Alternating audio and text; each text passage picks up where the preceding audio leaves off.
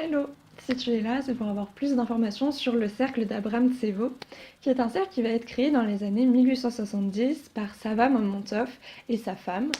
C'est un aristocrate industriel qui fait partie des plus influents de son époque. Dans ce groupe, on vise à démocratiser et à faire renaître un art traditionnel russe, notamment dans des productions d'art décoratif. C'est une personne qui va beaucoup voyager, que ça soit à Paris, en Angleterre, etc. Et du coup, il va savoir ce que c'est que les expositions universelles, où je te mettrai une petite définition pour faire vite, mais aussi le mouvement Art and Craft britannique. Ma prononciation était dégueulasse, mais et du coup, ça va un petit peu aussi l'inspirer à former son cercle. Son cercle, il va être constitué d'artisans, de plein de personnes qui vont venir dans sa propriété, qui se trouve à Abramtsevo, d'où le nom du cercle, qui n'est pas très loin de Moscou. Et il va les accueillir par exemple pour tout un été, pour faire leurs propres recherches, pour peindre, pour dessiner, pour même faire du théâtre pendant les soirées mondaines qu'il organise avec sa femme. Enfin, vraiment, on va avoir un véritable mode de vie qui va se créer dans ce cercle.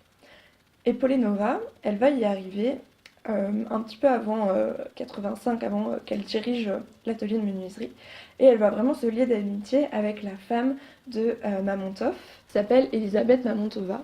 Et toutes les deux, elles vont partir dans les villages environnants pour récolter différents motifs de la vie paysanne.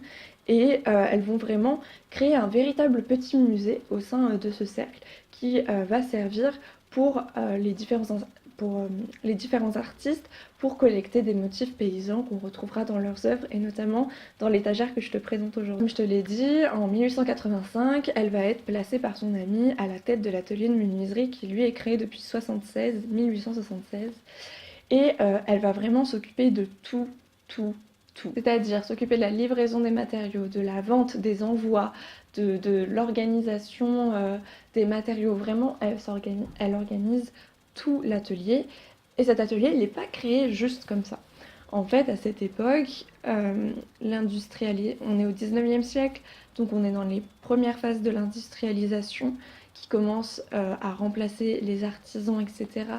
Et les paysans, dans leur campagne, deviennent de plus en plus pauvres et ils ont besoin d'aller dans les villes pour gagner de l'argent. Donc c'est ce qu'on va appeler un exode rural, le fait que les paysans doivent il va avoir une migration très très forte de la campagne à la ville et cet atelier va être là pour un petit peu contrer cet exode rural et pour permettre aux paysans d'apprendre à fabriquer des objets et leur donner des revenus complémentaires.